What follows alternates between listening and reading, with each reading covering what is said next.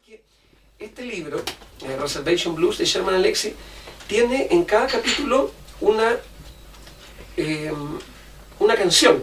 Yo al principio pensaba que en el fondo era poesía, porque en rigor es poesía de Sherman Alexie, y que tiene mucho que ver como con el blues, porque es como la repetición del primer verso con el tercero, la típica cuestión del blues, en un sentido, esa estructura. Y luego me enteré que Sherman Alexie, que toca algunos instrumentos, él había grabado una banda de sonido para este libro, lo que me pareció bacán. Y yo no lo he escuchado, por lo demás. Pero lo bueno es que le dio vida a las poesías. Y le dio vida porque en el fondo se supone que estas son las canciones de un grupo que existe en la ficción de este libro. Entonces, es un libro, en ese sentido, bien entretenido, con todo y en inglés como es. No es difícil de leer. Hay libros en inglés que sí son difíciles de leer. Este no es difícil de leer. Ahora, tampoco es fácil. No es fácil quizás en la medida de que te descoloca por las cosas que dice, porque como uno está leyendo en otro idioma, no entiende y dice cómo la señora, ¿dónde está? En las nubes, como en una montaña arriba de las nubes, o literalmente en el cielo de las nubes, o la señora como piensa, ¿leí bien? O decía que la señora tiene 250 años. ¿Por qué? Porque es un libro de lo que nosotros entenderíamos como latinoamericanos como realismo mágico. Entonces, como es realismo mágico, uno no sabe si está entendiendo mal lo que dice ahí o es así. Entonces el tipo se da muchas licencias porque pasan cosas muy extrañas todo el tiempo. Y eso es, claro, es una corriente que en Estados Unidos, en rigor se produjo originalmente en Estados Unidos, el realismo mágico. Entonces eso es lo más divertido, como que vuelve, digamos, a ese cargo un nativo americano, un indígena nativo americano. Allá les dicen Native American, así como a los negros les dicen African American, estos son los Native Americans. Por último, un guiño de nativo, pues nativo, que es de ahí, procede de la región. William Faulkner es uno de los estandartes del, no realismo mágico, pero todos sabemos que García Márquez en el fondo quería escribir como William Faulkner y tener esas cuestiones de esos viajes raros como As I Lie Dying, un libro clásico de Faulkner, que Faulkner debe ser reverenciado en Estados Unidos como Walt Whitman, como de los grandes, y Faulkner tenía como estos viajes de una familia que de pronto en una carreta emprende un viaje con un moribundo, viajando de un lado a otro, de un estado a otro, cuestión muy extraña donde pasan cosas raras y se ven proyectados en este viaje, en un río, en los peces. Eso es muy mágico, porque al mismo tiempo apunta a ser realista, pero como García Márquez apuntó con la cuestión del boom, de esta cuestión en donde parte un capítulo con que ella levitaba cuando se sentía de tal manera y uno dice, qué raro, ¿dónde pasa eso? En Macondo. Pero William Faulkner, él ya había creado un pueblo, que es un pueblo ese como de Jefferson algo, que es un pueblo de él, que no existe. Y todos los gringos lo entienden como su Macondo.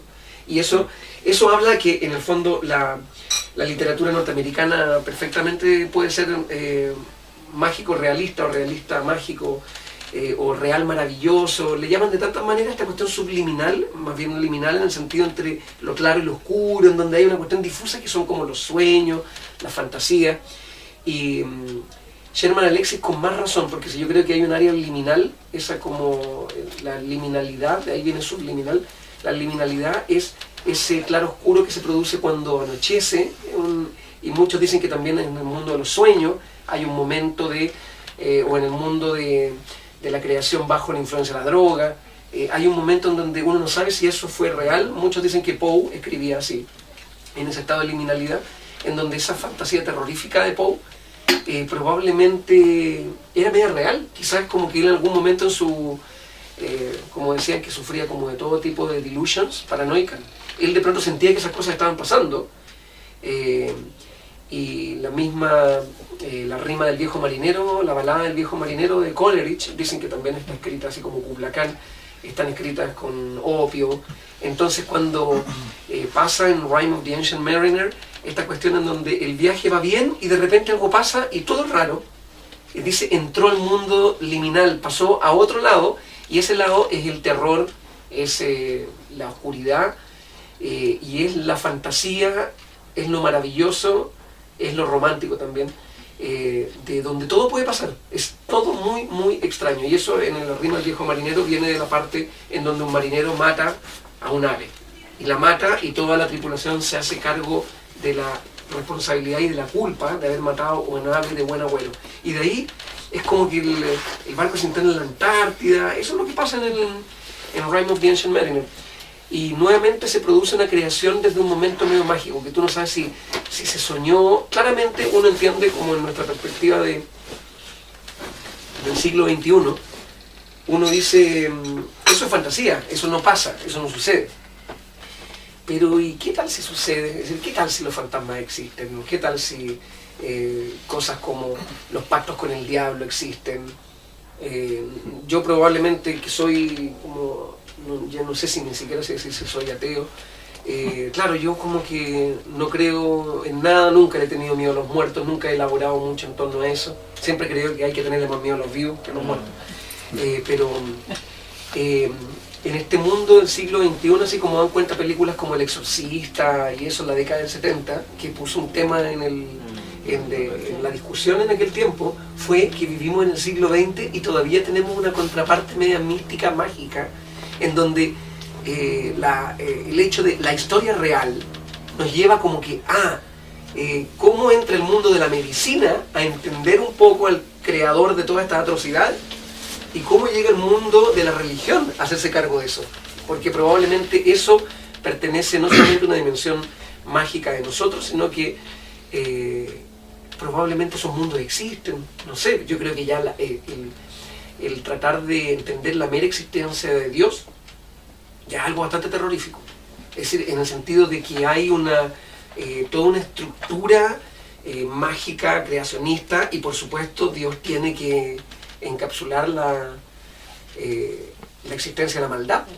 Dios no se puede entender si es solamente bondad como lo entendemos. Una dualidad. Claro, esa dualidad extraña, y por supuesto de ahí la presencia del diablo. Entonces la presencia del diablo fue un tema tan recurrido a finales de los 60 y a principios de los 70, al punto de que el diablo estaba omnipresente, así como un tema de, no del terror como una entrada a Fantasilandia, sino que como algo ahí en donde uno no sabe si la dimensión del mito de uno de adentro lo acepta como algo real, desde el punto en que te provoca miedo, en ese miedo íntimo o interno de cada uno privado.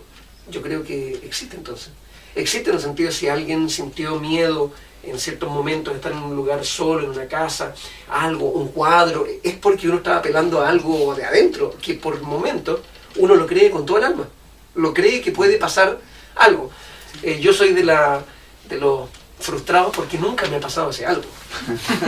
Probablemente si me pasara yo creo que cambiaría. Si llegara a creer en Dios, yo creo Bob que... Dylan habla del Chief Commander, o sea, el demonio del que te refieres tú cuando él lo están entrevistando, y él da a entender de que tuvo un pacto, digamos, un pacto satánico en su juventud. Y eso lo hizo en su periodo, Claro. ese medio católico, porque él habló mucho de esos temas en ese periodo como del 76. Ahora hace poco, digamos, aparece en YouTube una entrevista, él ya está mayor ya. Ya. Y él la Lo que pasa es que- Jeff Commander, alguien del más allá, el comandante en jefe, digamos, de algo. En algún momento Dylan se convirtió al cristianismo y se puso muy, muy intratable. Y Yo lo asumí como lo que decías tú, del miedo, digamos. Claro. a algo. Y probablemente yo no entiendo cuáles son las razones por las cuales Dylan se tornó a esto de renacido cristiano, era un newborn Christian. Y todos los discos de esa época tenían referencias a que tú te tienes que doblegar frente al Señor. Y era una cuestión muy extraña porque también él viene del judaísmo, entonces como más extraño. Claro. Se pasó al otro lado.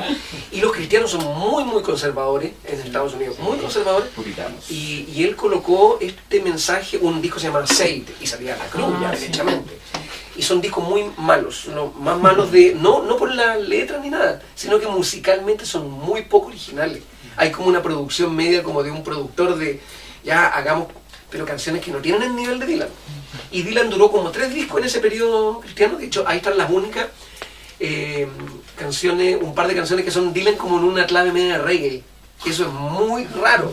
Dylan así como una clave de reggae es porque Bob Marley la llevaba en todas partes, entonces hay que reggae, pero métele un poquitito de reggae. Es como que no va a ser I Don't Believe in Zimmerman de Lennon, ¿o no? ¿Qué cosa? Ahí sale como el Sí, I Don't Believe in Zimmerman. en el Claro. claro. Bueno, de hecho ahí en Lennon, en ese tema, hay una definición de Dios que a mí me parece, de hecho, si a mí me preguntaran, nunca me he apropiado un poco de eso. God is a concept, by which you measure your pain, por el cual tú mides tu dolor. Eso es Dios en el fondo. Pero también Dios puede ser una entidad, así tal cual como parece que todas las religiones y los órdenes culturales, las estructuras han tratado de definir un Dios que se parece, excepto que en algunas partes es monoteísta, en otras partes son muchos dioses. A mí me parece que el culto a la diversidad de los dioses me parece mucho más interesante y encuentro que tiene mucho más que ver aceptando que es imposible que existan todos esos dioses, pero todos representan algo.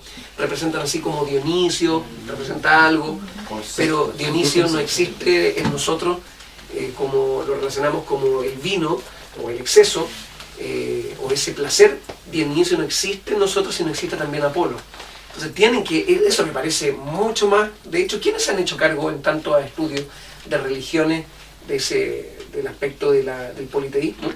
Más bien los psiquiatras, porque los psiquiatras lo encuentran mucho más interesante, porque hay una sabiduría muy antigua que sirve para entender cómo se unen en nosotros todos esos factores. Son esos dioses que están ahí y que hacen que nuestras personalidades sean dionisiacas, apolíneas. Es decir, como porque hay gente así, pues, y claramente hay caracteres como de personalidades. Es fome que nosotros y los musulmanes y todo estemos bajo la opresión de una religión tan cuadrada, es decir, como tan así, como que el orden, la cuestión establecida, la bondad y por supuesto que dejan a otra entidad como la mona, en el fondo a Lucifer, al que cae del cielo, lo dejan así como todo lo malo es él, está encapsulado en él, el tipo que en el fondo es capaz de cuestionar a Dios. Es decir, Dios no aceptaba ningún cuestionamiento, es decir, lo cuestiona y lo bajó y quedó como lo que es, como Lucifer, esa cuestión de Lucifer como de la estrella del alma, que es Venus, la estrella mañanera. Eso lo describe La Renga en el Baldío. Claro. En el Baldío sí, habla así, qué lindo como La Renga lo toma, de hecho. Y bueno, de hecho, ahí Jimmy Page, toda su cuestión mística la tomó de ahí.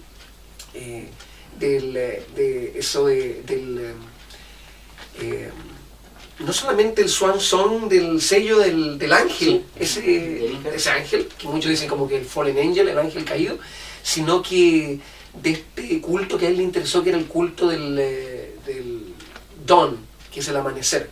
Y ahí está desde Aleister Crowley. Aleister Crowley en adelante tienen que ver con ese culto. Es que yo creo que hoy día lo representa muy bien lo que está diciendo Martin Gore. Martin Gore. Claro. ¿Sí? ¿Por qué? Porque si tú te fijáis en la estética que muestra, él es un ángel. Okay. Y que va mutando de blanco a negro según los discos, ¿te has fijado, no? Y él encarna en Depeche Mode, que para mi gusto fue una banda que partió en una línea y hoy día es 100% rock. Claro, sí. Él encarna y toma la parte angelical, o sea, yo lo veo así por lo menos, donde David Gahan es el demonio, el placer, la lujuria, y después sale él angelicalmente, pero también cae, ¿cachai? Está súper interesante. Debería escribir algo. Está bueno. Yo siempre digo, para que no parezca como el ejercicio de escribir algo, que no parezca como algo, como entre tiempo, la misma capacidad, proponérselo, el ser constante y hacerlo. No, yo digo escribir algo que esa tesis te debería dar como para unas 5 o 8 páginas, escribir párrafos de eso, porque yo encuentro que puede ser súper inspirador. Yo nunca había escuchado. No es que es lo mejor, porque cuando son muy buenas ideas, uno dice no lo había escuchado, pero en alguna parte como que me hace, porque hace el eco. Porque está el eco, porque es una reflexión súper válida.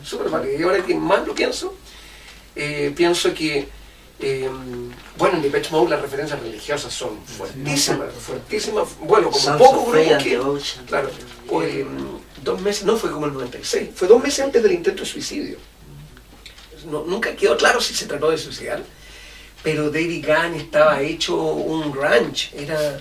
La amiga Lane, repetida de Lane. Claro, era Lane Staley y todo Que eso. ya sale- Y estaba dentro del grupo cercano porque Martin Gore no estaba Alan Wilder. Y a mí me da la impresión de que el grupo de Depeche Mode no entendía a David Gunn. Es decir, no entendían qué le pasaba y cómo se había puesto tan gringo también. Es decir, de alguna manera había caído en algo tan gringo. Pero... Lo que pasa es que si tú pensáis, los gringos siempre nos han matado a las grandes estrellas musicales inglesas. Desde John Lennon para adelante. Claro. Van, o sea, por ejemplo, para mi gusto, Joy Division era una excelente banda, todo el mundo admiraba, los cuales tocaron en Nueva York y volvieron con el Blue Monday y se pegaron con la cuestión del Pero ahí hay una hay una transición media rara. sí, Sí, pero ponte tú, el de Vigajan fue para allá y lo devuelven cambiado, Sid Vicious fue para allá y termina sí. termina Lo de que pasa es que consumar lo que al estaba final de pensando. cuentas el sueño de ir a América siempre es como eso. es Ozzy como- Osbourne, el padre de rock, y después de los gringos volvió siendo un reality. Yo creo que la mentalidad de un artista, claro, y en ese sentido David Gunn se tornó por una cuestión de la mujer y todo eso. Yo todavía me recuerdo que en ese momento la Jose había nacido recién, había nacido hace un año. Y yo le había comentado de mi hija y David Gunn también. Y David Gunn, que es más viejo que yo, por supuesto, pero él también tenía una hija como de la misma edad. Era hija. Pero estaba así como... Estaba en otra. ¿Cachai? Bueno, yo también sentí de alguna forma que estaba en otra, pero en otra de que no se estaba haciendo cargo de la vida que había dicho asumir en ese tiempo. Pero bueno, el asunto... Transición. Claro, el asunto eso como de lo de Martin Gore me parece súper interesante, súper interesante.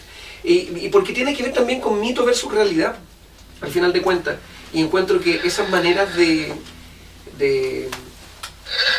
reflexionar en torno a personajes, con la dimensión así como el ángel y el demonio y todo eso, son más bien ejemplificaciones mucho más elaboradas de una cuestión que nos hace luego escuchar la música en particular como de otra manera.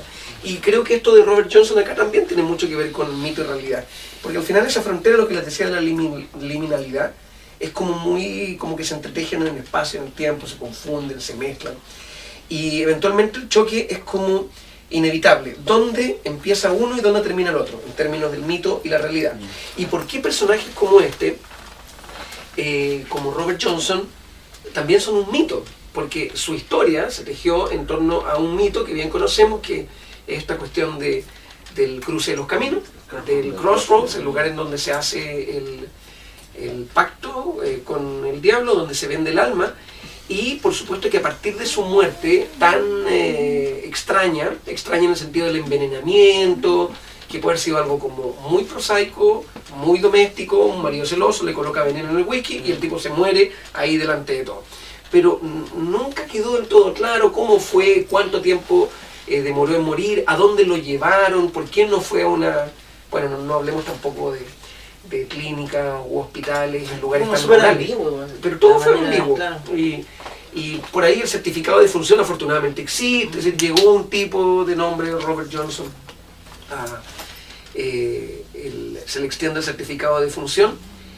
Y creo que incluso hay unas imprecisiones en ese certificado de función, pero eso da lo mismo porque probablemente cuando uno piensa en 1938, uno piensa también absolutamente otro tiempo. Es decir, otro tiempo, uno piensa, Robert Johnson esa noche seguramente estaría tocando, porque entendemos que es lo que él hacía para ganarse la vida, pero son situaciones muy distintas de tocar, ese tipo de tugurio, ni siquiera podemos imaginarnos bien cómo eran, pero eran estas cabañas en donde se vendía alcohol. En ese tiempo no había ley seca. Es decir, en ese tiempo evidentemente se vendía alcohol y prostitutas. No sé. Evidentemente a mí me llama mucha la atención esos entornos porque Robert Johnson tiene que haber sido el tipo de... Súper bohemio. Claro, que se sentaba con la guitarra y no había nada, amplificación, nada. Yo hago como una especie de paralelo, o sea, separando las dimensiones de las cosas, lo que pasa acá en Chile y lo que ocurría con Robert Johnson. A veces lo emparento un poco el Don Roberto Parra. Claro. Bueno, como una de hecho, especie de Robert Johnson. Roberto Parra, si no lo conocieras, Roberto, no, pero Roberto Parra, de acuerdo a lo que me contaba Álvaro Enrique, conoce perfectamente a Robert Robert Johnson, perfectamente, así como dentro de esa música, ¡oh, qué interesante! Y más encima, si alguien te lo cuenta y te dice, mira, este es el mito fundacional de una herencia folclórica, de cuenta historias, en este caso, de lo que pasaba en los 30. Y lo que pasaba en los 30 era bien interesante, porque los negros todavía estaban en un periodo, les faltarían como 30 años para empezar derechamente a meterse en una lucha por sus derechos. Entonces en los 30 todo ha sido muy oscuro. En los 30 yo creo que existía un miedo atávico que venía probablemente de los padres de estos tipos, de los padres del que sea, de todas las plantaciones en el sur de los Estados Unidos, el padre de Muddy Waters, el padre de incluso Son House y los más antiguos, que tenían padres, por supuesto. Esos padres yo creo que venían con un miedo atávico al Ku Klux Klan, al linchamiento. Es decir, claramente, porque ellos lo conocieron de otra manera. Ahora, esta generación no. Esta generación ya viene como, de hecho creo que Robert Johnson representa el símbolo del primer bluesman dandy, así como que se viste. Claro, y de hecho hay todo un tema con respecto a ese terno que era uno de los dos que tenía, pero él se vestía para tocar. Y eso es muy blanco. Es muy blanco, es en el fondo el negro en algún momento también quiso, ok, yo también me voy a vestir bien, me voy a vestir con ropa fina. Pero ahí estaba obviamente el blanco a principios del siglo XX que decía sí, pero el mono queda igual. Bueno, en el fondo decían la pilcha sí, pero el mono. Pero los negros empezaron a decir, yo tengo recursos, ¿sí? Y me visto y todo eso. Y no le temieron un poco a qué iban a decir los blancos. Más es que iban a decir los negros. Cuando los negros ven, en el fondo decían, los negros tenían esa cuestión de, mira el monito, como que se disfraza de blanco y se coloca estos ternos caros y todo eso. Robert Johnson lo hizo, pero es que Robert Johnson sintió que él tenía que vestirse bien. De hecho, Robert Johnson, dentro de sus famosas 2 fotos, que son las fotos que se conocen, lo más divertido es que una de esas fotos es la foto como más improvisada. Es la foto en donde él aparece más como de carne, esa la puedo mostrar. Y la otra es esta. Pero esta es una foto de producción, esa es una foto que él se sacó y se sentó para que, listo, sácame con la guitarra. Para claro. Sí, ahí está. Esa adentro creo que trae la... Esa pero la vamos a ver. Todo black. Bueno, lo bueno de la música de Robert Johnson es que no, déjalo así correr. Sí, lo bueno de la música de Robert Johnson es que como ya pasó un periodo como de 70 años, por mucho que Columbia adquirió los derechos de vuelta, esta es una música que tiene como dominio público y creo que en algunas etapas como que se puede reeditar material de Robert Johnson y cuesta barato si es que no compras la caja de lujo de Columbia con cuadernillo y todo eso, porque ya se convirtió en música tradicional. Pero también con él hay una rigurosidad en términos de la autoría, es decir, nadie puede hacer canciones de Robert Johnson que son esas sin darle el crédito a Robert Johnson. Pero hay canciones de Robert Johnson que están ahí como en esa liminalidad en donde uno no sabe si Robert Johnson lo que hizo fue escuchar una canción y la convirtió en otra cosa. That's My Broom es un ejemplo. Entonces como que al final hay con Elmore James, que Elmore James es una especie de Robert Johnson, la diferencia es que Elmore James se va a Chicago. Él se va y dice yo quiero irme a otro lado y en Chicago encuentra la electricidad. Y en ese sentido Robert Johnson nunca la encontró. Entonces cuando encuentra la electricidad entendemos a Elmore James como ese tipo con slide que toca eléctrico. Pero Sweet Home Chicago y That's My Broom las hace Elmore James. Es decir, como que se las trajo, siempre fueron parte del repertorio. Pero claramente Robert Johnson tiene demasiadas canciones que son de él y no son de nadie más. Y eso es lo más impactante de Robert Johnson. Bueno, murió a los 27 años, que es como el asunto de... Yo te quería hacer una consulta. Sí, de la leyenda. En relación al tema técnico de Robert Johnson, ¿qué hay en ese asunto del misterio de que cuando tú lo escuchabas aparentemente se escuchaban 2 guitarras? Claro, eso, sí, el asunto técnico, los que tocan guitarra lo van a entender.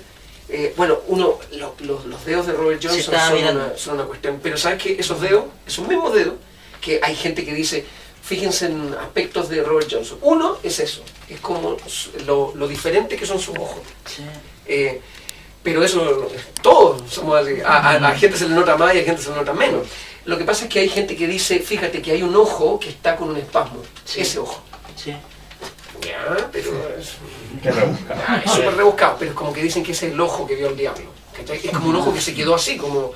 Y el otro es Robert Johnson el ojo, así como el ojo más. Pero todos sabemos que, y hemos hecho ese ejercicio del espejo y todo eso, y hay un lado en donde un hemisferio de tu rostro con el otro tiene la cara de la maldad, entre comillas, porque tiene una cara que no es tan amable y otra que es la más amable. Eso pasa. En juego de reflexiones pasa en todas las personas, pero también los dedos. Entonces la gente decía, los dedos son inusualmente, qué sé yo. Pero yo he visto esos dedos, los vi en Gary Clark Jr. Gary Clark Jr., que de hecho también conoce perfectamente a Robert Johnson, el año pasado cuando tocó en Lollapalooza, o fue este año, fue este año. Fue este año. Y Gary Clark Jr. para mí es una cuestión de otro planeta. Ese tipo es otro planeta. Todos me las compro todas, que el futuro de Jimi Hendrix, si es que no es Jimi Hendrix hoy día, si ese tipo es una cuestión de... Yo sé que es como que él también ya viene como medio sobregirado en el sentido de que todo el mundo habla de él, Eric Clapton, Barack Obama, todos hablan de Gary Clark Jr. porque tiene 28 años, 29. Y tiene esos mismos dedos. Esos mismos dedos, es una cuestión así como largos, y como tiene esos dedos también en la izquierda, él, Gary Clark Jr., cuando yo lo vi tocar, me di cuenta que tocaba sin uñeta, casi sin uñeta, todo lo toca con los dedos, porque los dedos se le meten entre las cuerdas, y eso me llama mucho la atención cuando, claro, cuando toca solos. Porque en general el rockero, a partir de Jimi Hendrix y todo eso, el rockero tiende a tocarlo con uñeta para darle más limpieza y para darle más velocidad, y Gary Clark no está ni ahí con eso. Él mete los dedos y suena sucio, pero articulado, suena como en un momento de decir, ¿cómo está tocando así? Entonces toca como nosotros los que tocamos guitarra, de repente aprendimos a tocar como la guitarra española, cosa que yo nunca aprendí mucho cuando te enseñaban a tocar, que tenías que tocar con los 4 dedos. Yo al final ocupo 2 y esos 2 van así como subiendo y bajando. Gary Clark Jr. hace eso, toca así, toco con los 2 subiendo y bajando, que me parece bastante más intuitivo y real para tocar guitarra que en la música popular, en el rock en particular, te dicen, aquí está la uñeta. ¿Cachai? Ya la uñeta es un implemento distinto que tienes que aprender a tomar y todo eso, cuando lo lógico sería que uno lo tocara con los dedos, pero bueno. La cuestión técnica, de la factibilidad técnica de los Robert Johnson sí se puede hacer, pero como Robert Johnson tiene estos dedos tan largos, Robert Johnson se especializó en una técnica que es como muy de montaña en Estados Unidos rural, que es la forma más difícil de tocar guitarra, que es tocar la rítmica y la melódica al mismo tiempo. Sí. Y eso es súper difícil, pero montones de gente lo hacen. Pero cuando lo escuchaban los británicos en los 60, cuando se hizo esa primera reedición en vinilo de los discos de Robert Johnson, y lo escuchaban gente como Keith Richards y Eric Clapton, todos decían, wow, hay 2 guitarristas, ¿cachai? Porque como que escucho 2 guitarras. Entonces, saca la canción. Entonces sacaba la línea, la base y los arreglos, pero decía, pero ¿cómo voy a hacer la base y los arreglos al mismo tiempo? Y eso es porque sí se puede hacer, pero cuesta mucho. Y probablemente también ocupaba, digo probablemente, porque nadie vio tocar a Robert Johnson, pero hay gente que lo conoció, Robert Lockwood Jr., entonces Robert Lockwood decía, claro, y también pone el pulgar, más esas cuestiones como, pero sí, ahora yo he escuchado por eso todo tipo de teorías con respecto a Robert Johnson, que tiene como la figura del bluesman del Delta, que está conectado con elementos simbólicos de un viaje personal también de él. Yo he escuchado, claro, que esa otra guitarra es la del diablo. Como ¿Por qué? Porque también el mito inicial es que Robert Johnson lo que le entrega al diablo es su guitarra. Y esa guitarra viene cargada. No es como que Robert Johnson esté cargado. Se asemeja un poco a lo de la noche de San Juan también. Sí, sí. Tocar bajo la higuera. Claro, entonces el folclore, que de hecho es un folclore que tengo entendido que tiene sus raíces como más americanas, cercanas, no africanas, porque probablemente desconocemos cómo sería en África en el siglo XVII, XVI, justo en el momento en que empiezan a llegar los americanos y se los empiezan a llevar, más bien los europeos, y se los empiezan a llevar a Estados Unidos.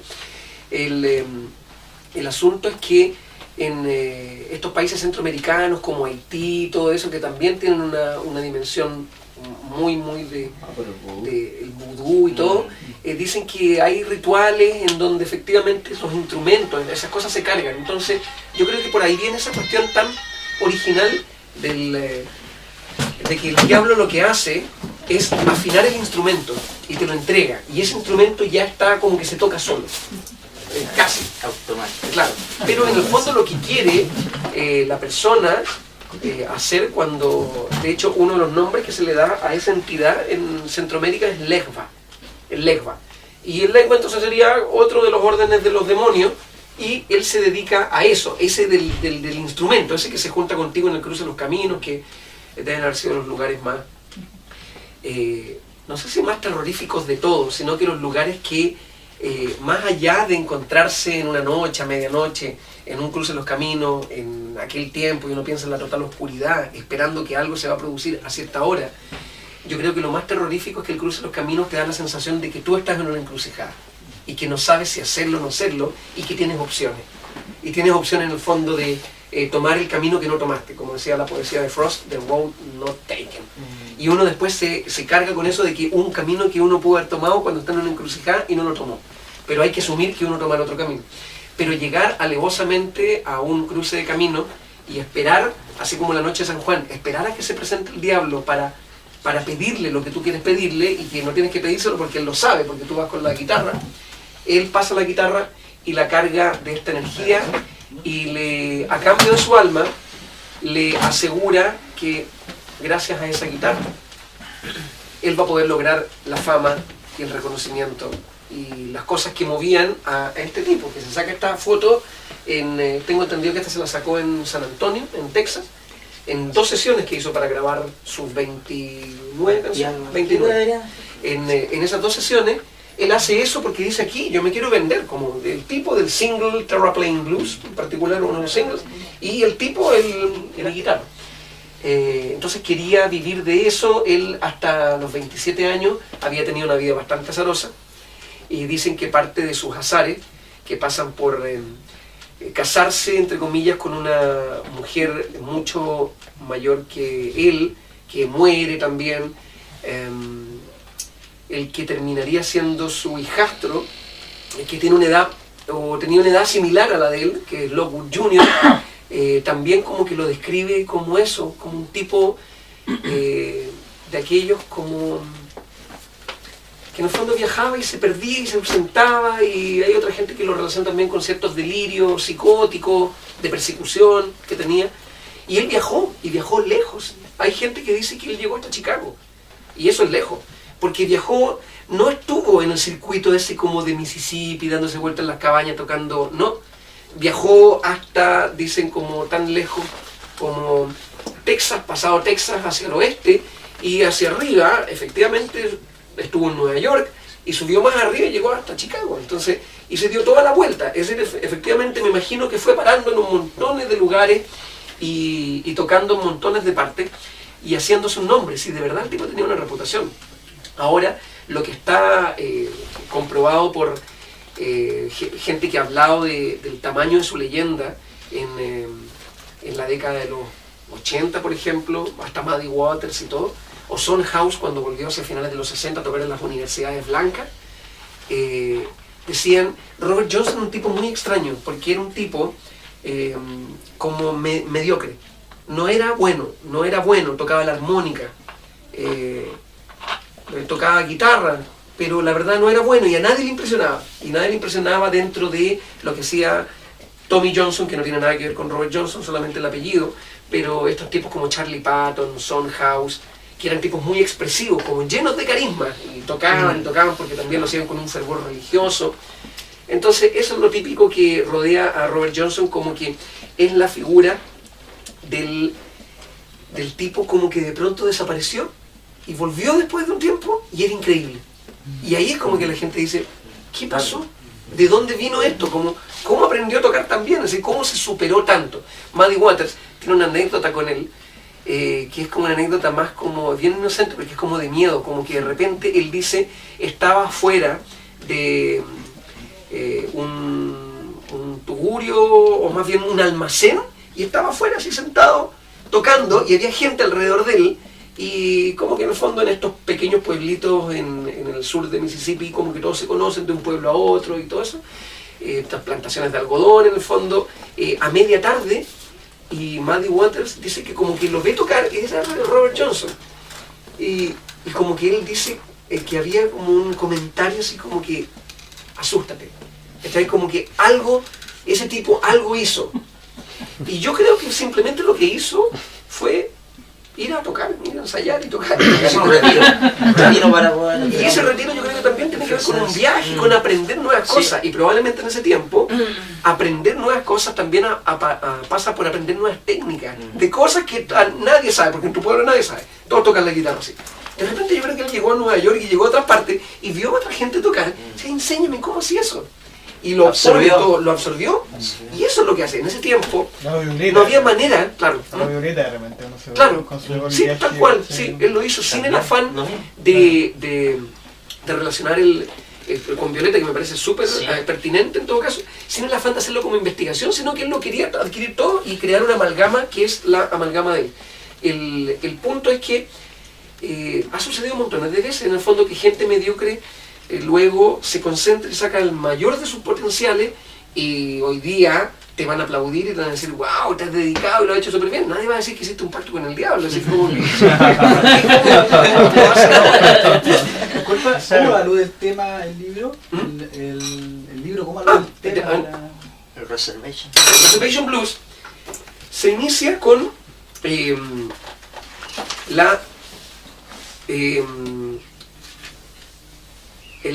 tribu es la Spokane, así como hay Cherokees y todo eso. Estos son los Spokane, y esa es la reservación indígena, y parte con un tiempo súper indefinido, in 111 years since the creation. Es decir, como que está hablando como que han pasado 111 años desde la creación de la reservación indígena, y todavía no hay persona que haya pasado ahí sin una razón. Así abre el libro. Entonces, nosotros nos enteramos después de que esta tipa, que es la tipa como como es el chamán, ella es una indígena que tiene 200 años, que haya vivido todo ese tiempo ahí y ha estado siempre presente, siempre. Y los negros de esa reservación saben que cuando alguien llega que anda como medio perdido, es porque llegó a verla a ella. La están buscando, pero no saben que la están buscando. Saben que están llegando ahí por algo. Y así llega Robert Johnson. Ahí. Entonces dice, the entire reservation knew about the black man 5 minutes after he showed up at the crossroads. Dice, toda la reservación sabía de este hombre negro 5 minutos después de que se parara ahí en el cruce de caminos, en la encrucijada. Porque él también llega a otra encrucijada en su vida. Es porque él viene, este Robert Johnson, llega a zafarse de la cuestión que lo está atormentando, que es la maldición de haber hecho el pacto con el diablo. Entonces alude, disculpa, al tema, lo alude directamente. No, lo alude directamente, ya, directamente. bien. Entonces lo recibe Thomas Build the Fire. Porque a todo esto, todos los personajes acá tienen nombres como cuando tenemos a Pie Pequeño, Rayito de Luna, así por en el fondo como se llaman los indígenas, que en el fondo aluden a un fenómeno natural o que los describan al elemento. Aquí todos se llaman así, Thomas Build the Fire. Thomas Build the Fire es Thomas el que prende el fuego. Entonces yo creo que la figura de la machi, de la chamán, de esta, la Big Mama, es eso, es la Big Mama, por ejemplo, la negra gorda que está ahí, que sabe todo y que recibe a Robert Johnson. ¿Y cómo será que lo alude? Que lo que viene Robert Johnson a hacer es a dejarle la guitarra, a zafarse la guitarra, es decir, en el fondo le dice, sácame la guitarra de encima, eso. Y Robert Johnson ya venía cargando una maldición desde 1938, desde el momento en que se supone que muere. Bueno, en el momento en que sabemos que muere, el 16 de agosto en Leflore County, a las afueras de Greenwood, en el delta de Mississippi, hay un certificado de función que dice que murió. En este libro no muere. En este libro, él lo que hizo es mulear su muerte para escaparse del diablo. Así como si el diablo no supiera que fue la muerte. Pero es eso. ¿Y qué es lo que tenía que hacer a partir de 1938, que hace la historia más terrible de Robert Johnson? Es que Robert Johnson no es capaz de volver a tocar la guitarra. Y este libro, entre comillas, dentro de lo impreciso del tiempo, pero saquemos la cuenta, 1881, 111 años, 1991, 2001. Entonces este libro está en ese, pero aquí es impreciso, o sea, aquí nadie dice, no, es que esto sucede ahora, no sucede en 1930, sucede en una época de la combi, de la Volkswagen donde se mueve el grupo, que de los indígenas, sucede en una era moderna, y Robert Johnson estuvo desde el año 38 hasta el año 98, estuvo dando vueltas sin poder tocar la guitarra, que es lo peor. Hizo ese pacto y después se dio cuenta que físicamente le estaba provocando un dolor de llaga, un dolor así de estigmas tocar esa guitarra, y simplemente quería abandonar la guitarra. Por eso el pacto está hecho con la guitarra, es decir, la guitarra es el elemento. Ahora, es como dicen los pactos, en el fondo son intransferibles. Se supone que tú no le puedes transferir y decir, aquí está el talismán, no es un talismán, es un pacto personal. Entonces lo que tiene la guitarra es que Robert Johnson dice, la dejo botada y sigue volviendo a mí. Entonces, pero vuelve de las maneras, hablemos de las maneras más reales posibles, ¿no? Es como que la dejas botada y después en un encargo alguien te dice, oiga, se le quedó la guitarra. Sí, ¿cachai? Y bueno, el encuentro entre Thomas Build the Fire y Robert Johnson parte como que le dice Thomas, le dice hey, y el de Black Man said hey, are you lost? Le pregunta Thomas y dice been lost a while. Es como que estaba perdido un rato. Y esto no nos damos cuenta, pero en el fondo son décadas de estar perdido. You know where you're at? Le dice, ¿sabes dónde estás? At the crossroad. The black man said, but his words sounded like stones in his mouth and coals in his stomach.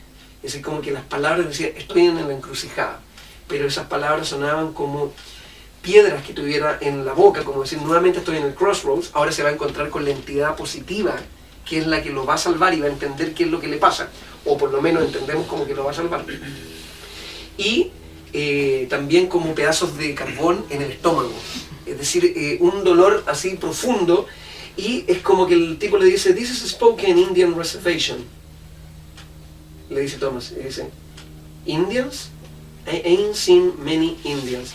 Y aquí es como que se nota esta cuestión del negro con los indígenas.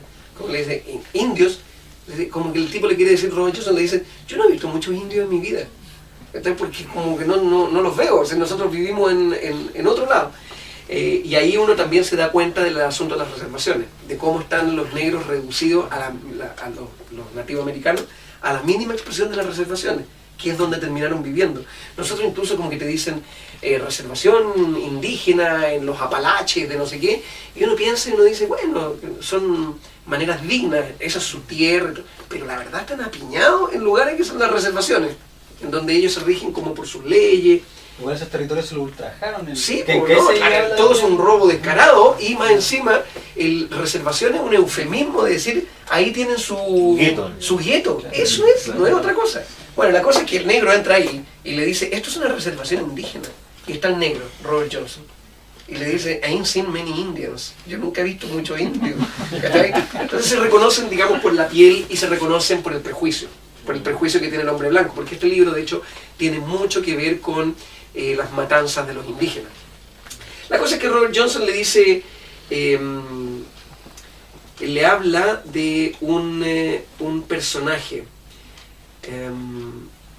al cual parecía tenerle miedo. Dice, I'm careful with my hands, the black man said.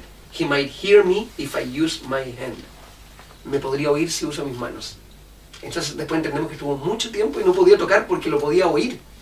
Y le dice, who might hear you? Y le dice, the gentleman, el caballero.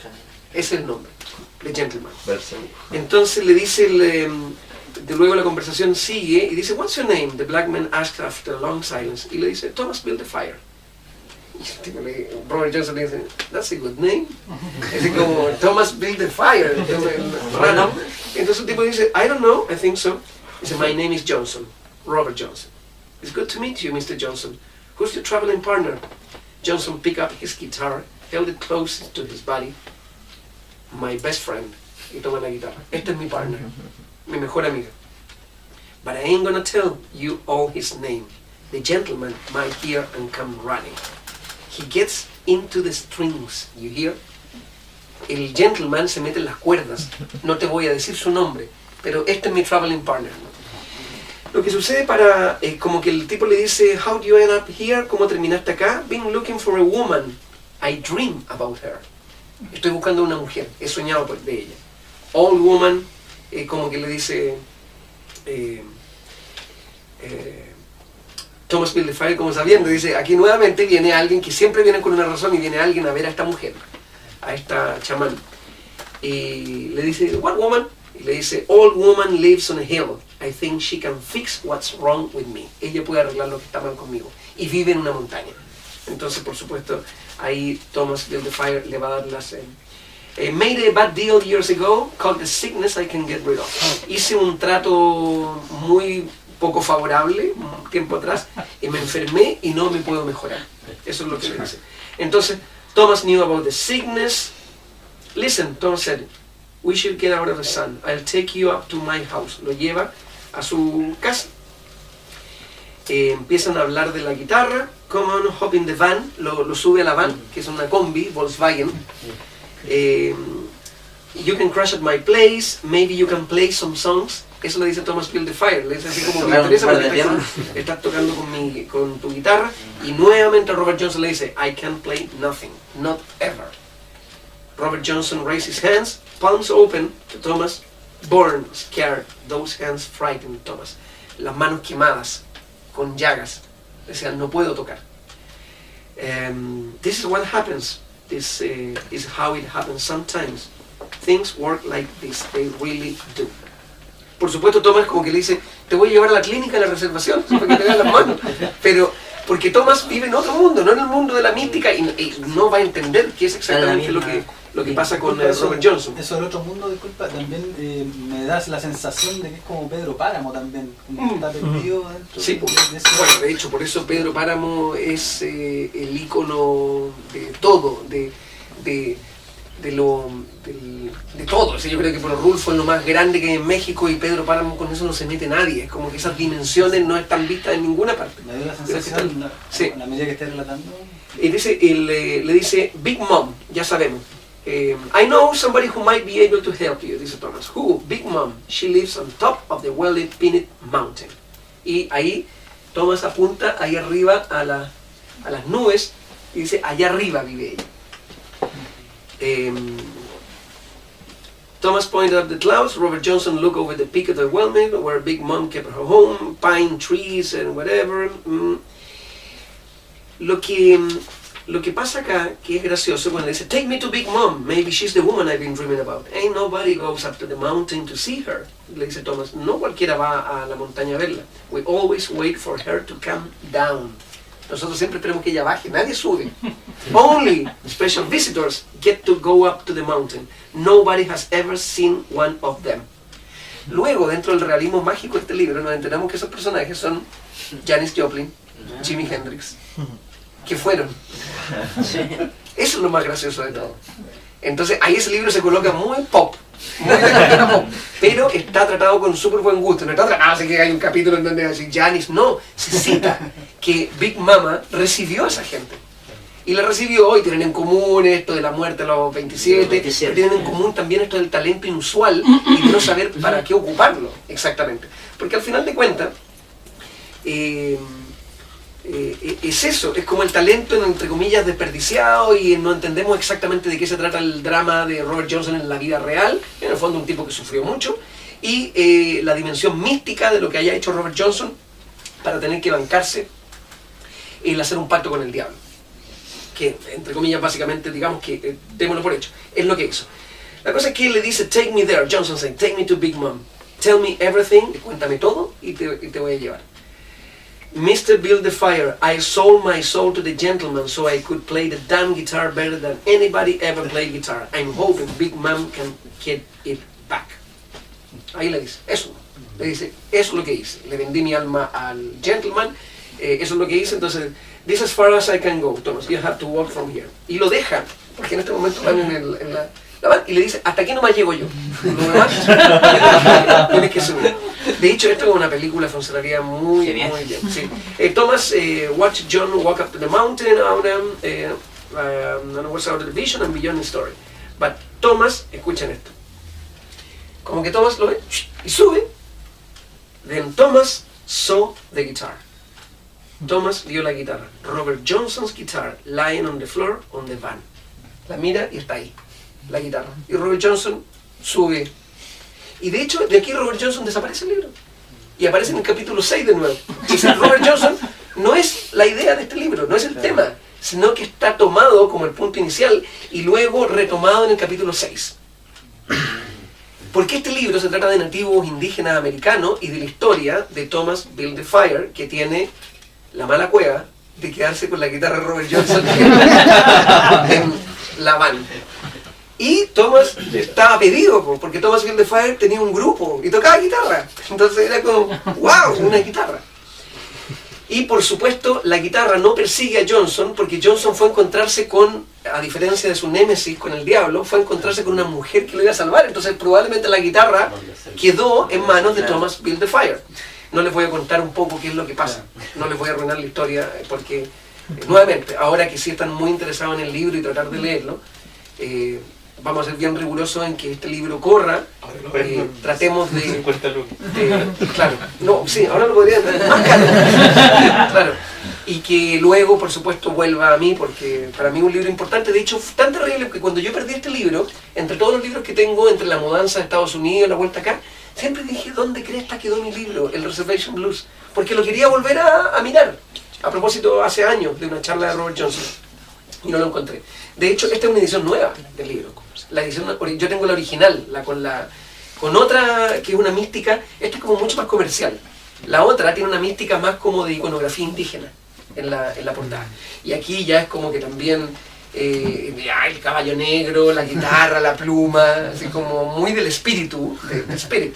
Pero la cosa es que Thomas saw the guitar, Robert Johnson guitar lying on the floor on the van. Thomas picked it up, strummed the strings, la tocó, felt small pain in the palms of his hands, and heard the first sad note of the Reservation Blues.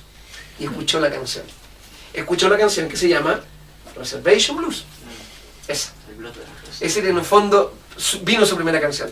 Así como deben haber venido las canciones de Robert Johnson en el momento en que hace el pacto con el diablo o definitivamente sus demonios internos, su delirio de persecución, se hace presente su psicosis y empieza a escribir canciones acerca de sabuesos del infierno que lo están persiguiendo. Pero yo, obviamente, en la dimensión de lo real, creo que Robert Johnson escribía acerca de emociones muy potentes. Tenían una sensación de que algo lo perseguía, claro, en sus pero en canciones. términos no de que algo efectivamente fuera el sabueso del infierno, sino que era simbólico de algo, porque bueno, Robert Johnson finalmente es un poeta y está ocupando su imaginería esa como, él dice, me and the devil walking side by side. Es como que el diablo fue, le tocó la puerta, él le abrió la puerta y le dijo, come on Robert, it's time to go. Y vamos caminando, me and the devil blues. Vamos caminando, me and the devil blues, mano a mano. Pero él lo relaciona no como con el diablo con la maldad, sino que lo relaciona con la parte mala de él, la parte que golpea a las mujeres, por ejemplo. En una canción lo hace explícito, dice, el beat my woman, golpearla. Esa es la parte como es la que le tenían, bueno, todos los grandes creadores, Poe le tenía su parte maldita. Eso, en el fondo, para mí esa es la dualidad. Y yo, de hecho, soy de los que cree que eso de Crossroads, porque todo se ha construido en base al Crossroads, al cruce del camino y la encrucijada y nuevamente el pacto con el diablo. Yo creo que el cruce de los caminos atiende a otra cosa, porque la canción Crossroads, Robert Johnson dice, I've been down in the crossroad, fell on my knees, y me caí de rodillas. Es decir, me arrodillé en el crossroad, como que la sensación de estar en la encrucijada y estar, bueno, en una situación que no es de reverencia, sino que en una situación de impotencia absoluta. Y dice, come, help me Bob, if you please. Y pide ayuda. En el fondo de Bob probablemente puede ser el mismo, porque Bob es Robert. Claro. ¿Ya?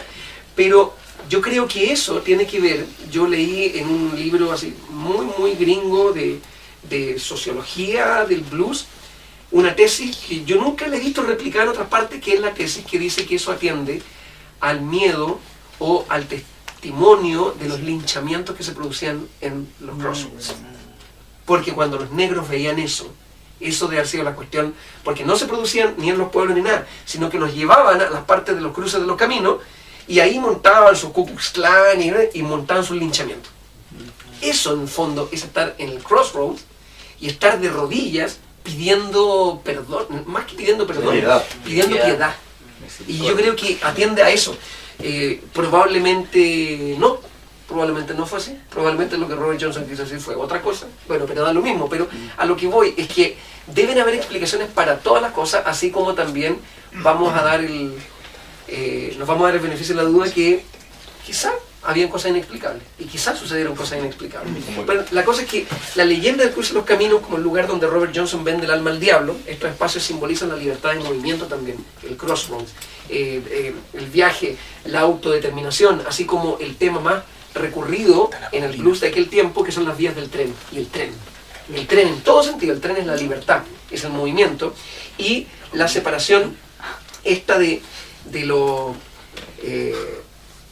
¿cómo decirlo? Como los crossroads dividen en espacios rurales. Es un espacio, bueno, hoy día uno puede visitar el crossroad donde se supone que se produce lo de Robert Johnson.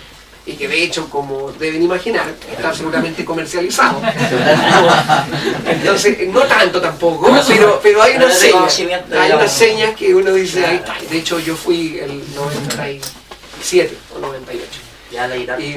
Y claro, lo que llama la atención es que todo el crossroad es perfectamente cemento, donde probablemente ahí no había cemento. Y eso divide una cierta área. Pero fíjense que los crossroads, los caminos, lo que hacen es dividir áreas. Y las líneas del tren, entre comillas, también dividen áreas. Incluso dividen áreas más sociales, como cuando dice el dicho gringo, wrong side of the tracks. Estás en el lado equivocado de la línea. Y eso significa que estás en el lado marginal. Y que mejor pásate para acá, porque para allá no. Entonces, esos elementos son súper simbólicos, los tracks de los trenes y los crossroads, en el fondo los caminos. Caminos, yo siempre me recuerdo de esos caminos, en el fondo vender el alma al diablo, me recuerdo esos caminos que unían por el interior, que hasta el día de hoy yo creo que esos caminos ya están pavimentados, pero cuando yo era chico, iba mucho a Talagante y Peñaflor, y esos caminos por el interior que unían Talagante con Peñaflor o Talagante con el monte, esos caminos son campos y son caminos de tierra. Y esos caminos, por supuesto que en la noche, yo me recuerdo, era muy recurrido decir de que por la piedra, por un peñón que había ahí, que la cuestión del diablo, porque eso está lleno en Chile. La zona central está llena de eso. Sobre todo en Talagante. O en Renca, por ejemplo, también está lleno de mitos ahí. Entonces, yo probablemente hoy día quizás no podría hacerlo como no lo podría hacer cuando niño, que uno ni cagando hubiera hecho eso. Irse a caminar por la noche, hoy día habría una mitad de un miedo mío que diría, no, es que alguien aquí puede asaltarme. Alguien me puede violar, alguien me puede matar, le tengo miedo a los vivos. Pero también es una cuestión de decir, en esta boca de lobo, estar caminando a las 2 de la mañana. Yo no sé si tú has leído a César Andrés Parra, con la guía mágica de Santiago. Él recopila... no, pero el otro día me encontré con él, estuve conversando de hecho con él. Sí, bueno, él también tuvo invitado. Un personaje. Sí, un personaje. Sí, fue notable. De hecho nos trajo hasta algunos videos un poquito medio friki. Pero no, él por ejemplo recopila leyendas al tipo Oreste Plata y las lleva a la literatura. Claro. Tiene un libro que se llama La Guía Mágica. Sí, de hecho me contó y hablamos con respecto a eso, la posibilidad de poner ojo con el libro, programar TV. Decía que todavía no estaba yo en ese campo, no en el campo de él, sino que en el campo de la crónica o de la reelaboración literaria acerca de... me parece muy freak todo su tema, pero me parece súper interesante. Pero le dije, como que él poco menos, pero él llegó con la actitud, oye, me entrevístame. Tu programa yo ya lo he visto, así que... sí, pero relaja, ¿cachai? Tengo otro panorama, ¿cachai? Pero me pareció la raja y me habló de... Yo le hago con la hueá Gervasio ahora, parece. Con la hueá Gervasio. Sí, lo que pasa es que él hace igual turismo para patrimonial. Él hace, por ejemplo, todo el recorrido de los cementerios acá en Santiago. Sí. Entonces tiene como... Es bien interesante. Es un personaje. Bueno, el hecho de dónde viene este asunto de entender un poco esa dimensión mística, en el fondo, que uno muy desesperado, yo creo que podría ir a tratar de hacer un pacto con el diablo en el camino que une Peñaflor con Talagante, si te dicen cómo, o los más valientes, o los más los que están llenos como de un mito por dentro y lo tienen así como de corazón. La noche de San Juan también efectivamente podría Ahora ser, la gran pregunta voy a es hacer todo para ver al eso. diablo. O sea, la factibilidad de que realmente eso se pueda hacer, o sea, un pacto con el diablo. O sea, Claro. es algo que aún... Yo encuentro que es muchos bastante improbable. De hecho, si Robert Johnson lo hizo, no está claro cómo lo hizo. Si es que lo hizo, hay gente que lo dice como el vudú, que él metió unas cositas en una bolsa y las enterró. Ya, pero es mucho más simple para el rock y para todos los efectos de la guitarra. La guitarra. Aparte que eso, la guitarra ya existía. De hecho, eso de Don't Sold My Soul to the Devil, así como hice esto, Don't Sold My Soul to the Devil, con el Bad English, Clara Smith hablaba de una especie de persecución constante. Clara Smith, mujer, como las típicas mujeres de los 20 que hicieron las cosas antes que los hombres y que hablaban de estos temas. Pero cuando una mujer dice, sí, vendí mi alma al diablo, pero en el fondo es como que un hombre me cagó. En el fondo eso es lo que está diciendo, o así lo miraría de una mujer. Pero tanto Clara Smith como Memphis Minnie McCoy, esas tipas hacían blues en la década del 20. Y el año 24, Clara Smith tiene un tema que se llama Don't Sold My Soul to the Devil. Es decir, el hecho de vender el alma al diablo. Antes de Robert Johnson, 13 años antes de Robert Johnson. Por un tema de paralelo, no estoy muy seguro o claro con el tema de Blind Lemon Jefferson, ¿es posterior o contemporáneo, digamos? Es contemporáneo. Es contemporáneo. Claro. Ahora, Blind Lemon Jefferson, así como el Blind Lemon Jefferson, el otro amigo, el de Blind Willie McTell, Claro. eso estaban en las antípodas, es decir, ellos sentían que su salvación era tocar la guitarra y el contacto con Dios. Todo lo que tenía que ver con Dios, profundamente Dios. Pero al final de cuentas como uno es lo mismo. Es decir, uno le vende el alma a Dios entonces, pero eso está súper bien. ¿Cachai? Lo otro está mal. Claro. Entonces como si es medio raro, pero claro, el fervor religioso de hecho de Blind Lemon Jefferson, porque son ciegos también. Sí. Blind Willie McTell, uno escucha eso y es como para creer en Dios. De hecho, ese tema que mencionábamos, John the Revelator, Depeche Mode, Blind Willie Es la McTell. misma, ¿cierto? ¿Ah? Porque hay un blues que se llama Sí, John the- claro, por lo mismo, sí, lo mismo. Y está basado en eso, Sí, sí, claro. en Blind Willie McTell. Porque hablan con una devoción de lo que dice Juan en el Apocalipsis. Es decir, aquí está, ¿cachai? Esto es lo más intenso que jamás ha sido escrito y que probablemente sea lo más delirante que se ha escrito en la vida. Es decir, es como que la Biblia tiene todos estos capítulos, pero lo que se tomó el tipo que escribió el Apocalipsis es una cuestión surrealista. Es decir, de verdad, así como el mejor opio, Lejos. de la mejor ayahuasca. Sí, la mejor ayahuasca. Entonces, así parte el libro y en el capítulo 6 recupera el personaje de Robert Johnson. Robert Johnson sitting in a rocking chair. Imagínense, 100 páginas después. 167 páginas después aparece Robert Johnson sitting in a rocking chair on Big Mom's front porch, Big Mom's rocking chair. He had no idea where she had gone. Big Mom es como... claro, como que dice, Robert Johnson está así en la rocking chair, la mecedora de Big Mom, y Big Mom se fue. Y se quedó él solo, que está sentado ahí, y Big Mom siempre hacía eso. Y le decía a Big Mom, Robert, you're safe here. Ain't nobody can take you away from this house. Ahí Robert Johnson dijo, acá me quedo. Por eso la guitarra se fue a viajar por otro lado, y se fue a viajar con un tipo que arma una banda de rock, que es Thomas Build the Fire. But Johnson was still not comfortable in his safety. He dreamed of the guitar he had left in Thomas Build the Fire's blue van. He couldn't decide if he had left it there on purpose. Certainly, he had tried to leave her behind before, on trains, in dinners, on roadsides. He buried that guitar, he threw it in rivers, dropped it on tall buildings, but it always came back to him. Hizo todo por la guitarra, la tiró por la ventana, la tiró al río, y la guitarra volvía a él. Entonces decía, ¿por qué le dejé la guitarra en la van? Se la dejé a propósito, como que estaba decidiendo decir, listo, como que, y no volvió. Sometimes the guitar... Y decía, a veces la guitarra se demoraba semanas en volver a él.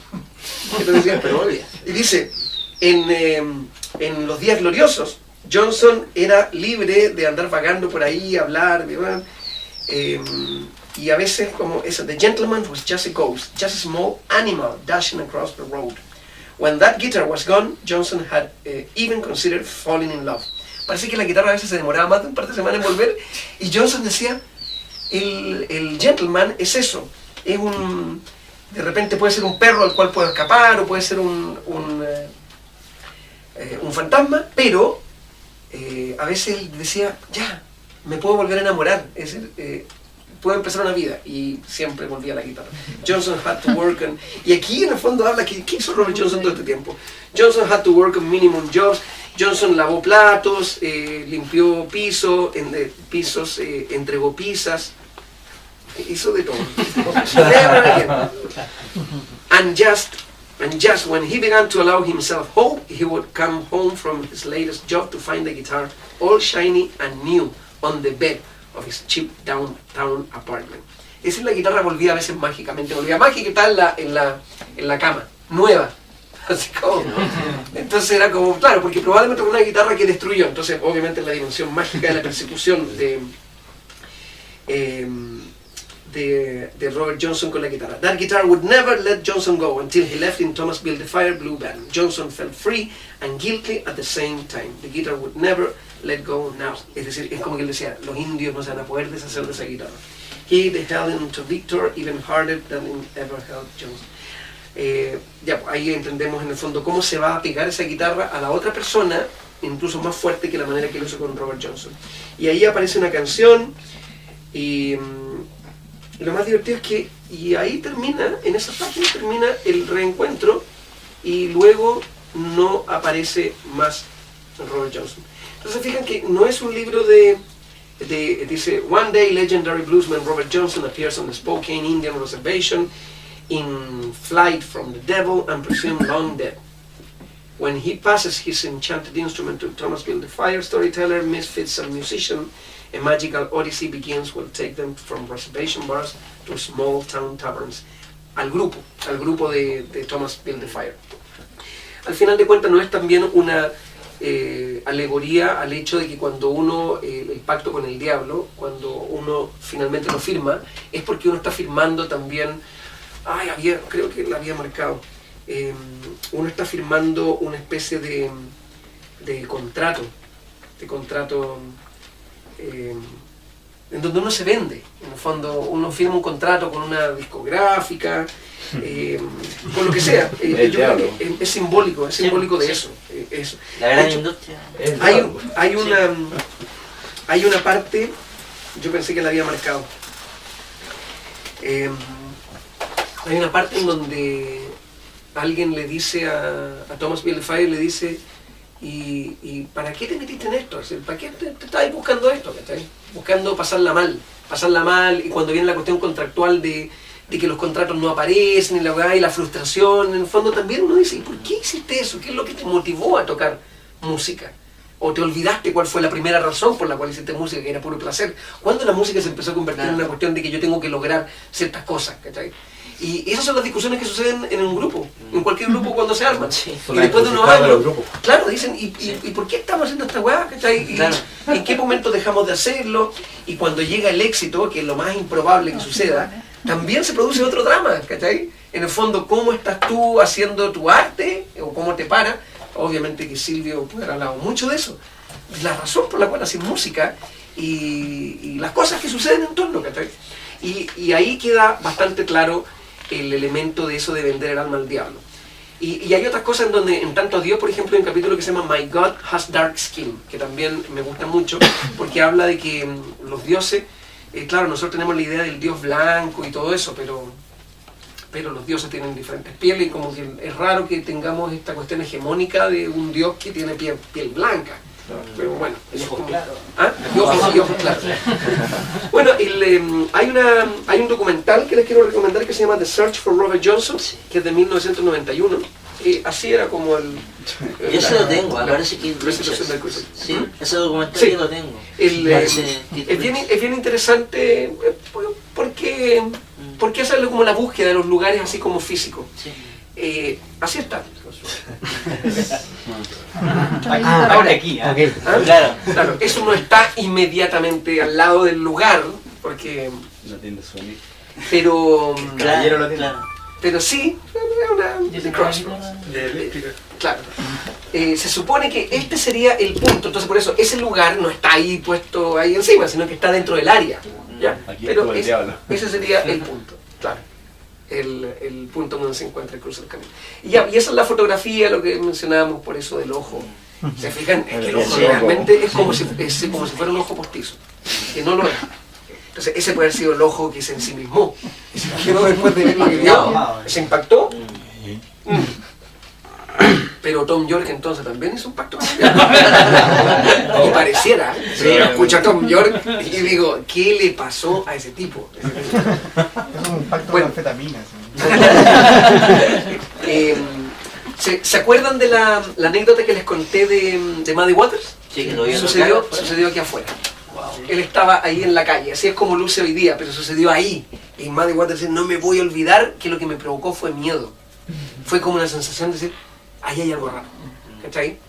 Pero bueno, apunta a la dimensión mágica, en el fondo. Y todo esto, claro, porque uno dice la dimensión mágica, todos la tenemos, desde el punto en que a veces como sentimos miedo muy privado de algo, es porque tenemos una dimensión mágica, si no, no sentiríamos nada. No temo a nada sobrenatural. Todo el cientifismo me explica todo, pero yo creo que la naturaleza en algunas cosas es inexplicable. Y probablemente no son situaciones de miedo, pero hay cosas que nos pueden provocar una sensación que es bien parecida, que es la sensación, no sé si la conocen, cuando algo se torna ominoso. Eso de lo ominoso, a mí me parece que es cuando algo que es como normal, por alguna razón se torna en raro. Y eso se llama es como que si yo mirara esto y como que por alguna razón esta misma presencia de ese cuadro se me tornara ominoso porque vi algo en un ojo. Y eso los psiquiatras lo tienen, es como un síndrome y todo eso. Pero eso apunta a que hay una cuestión media turbia, rara en nosotros, que reaccionan a diferentes cuestiones.